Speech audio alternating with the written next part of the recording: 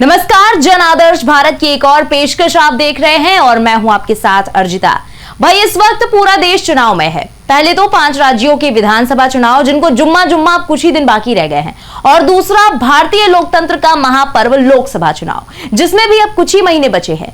यानी इस चुनावी टूर्नामेंट का सेमीफाइनल विधानसभा चुनाव और फाइनल मैच लोकसभा चुनाव की पूरी पिच तैयार की जा चुकी है। तमाम छोटी क्षेत्रीय से लेकर बड़ी राष्ट्रीय पार्टियां अपने अपने स्तर पर जी तोड़ मेहनत कर रही हैं। कोई अपने वोट बैंक को लुभाने के लिए फिर दावों और वादों का लाव लश्कर लेकर जनता के बीच पहुंच रहा है, तो कोई नए प्रयोग करके नए समीकरण बनाने की जुगत में किसी का हाथ थाम रहा है तो किसी का साथ छोड़ रहा है। लेकिन इन सबको छोड़िए आप, क्योंकि अभी पूरे देश में जिसकी चर्चा चुनाव से भी ज्यादा हो रही है वो है ईडी यानी प्रवर्तन निदेशालय, जो एक बार फिर एक्टिव मोड में है। हालांकि पिछले कई सालों की तरह चुनाव से कुछ ही वक्त पहले, और वो भी विपक्ष के नेताओं पर। मतलब आप समझ लीजिए कि जो भी लगा खतरा वहां मैदान में खिलाड़ी उतरा। दिल्ली से लेकर राजस्थान तक ताबड़तोड़ ईडी की कार्रवाई चल रही है। लेकिन उसको भी छोड़ ही दीजिए, क्योंकि ये सब तो हमारी जानकार और समझदार जनता देख ही रही है टीवी वगैरह पर। लेकिन हम आपको ऐसी खबर सुनाने जा रहे हैं जिसे सुनकर एक बार को आप भी चकरा जाएंगे। अब ये तो आप जानते ही होंगे कि राजस्थान में बीते दिनों ईडी में कांग्रेस प्रदेश अध्यक्ष गोविंद सिंह डोटासरा के ठिकानों पर छापेमारी की गई थी।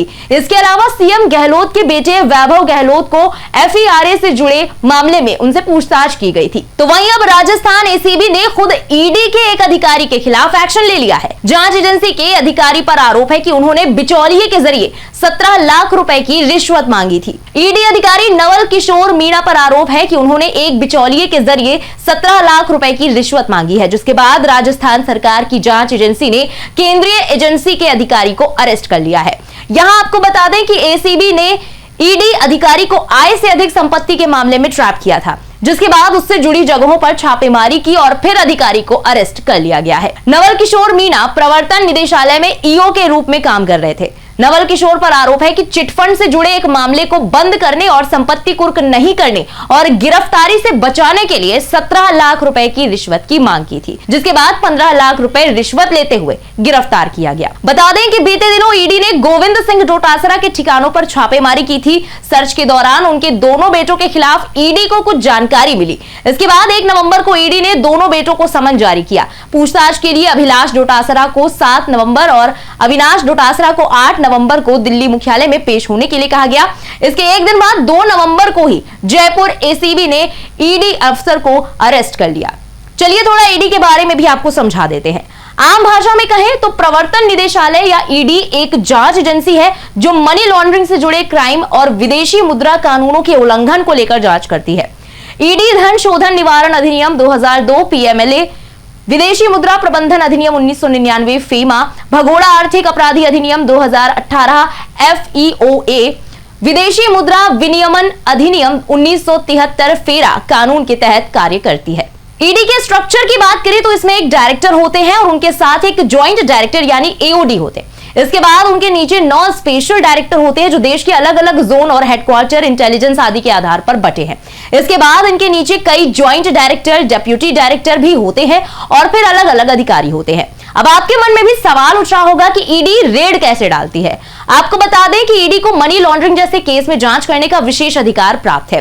किसी भी मामले में ईडी केस दर्ज कर उसकी जांच शुरू करती है। ईडी इन सभी बताए गए कानूनों के तहत मामला दर्ज कर इसकी जांच करती है। जांच में शामिल अधिकारी ही आरोपी या उससे जुड़े किसी शख्स से पूछताछ करती है।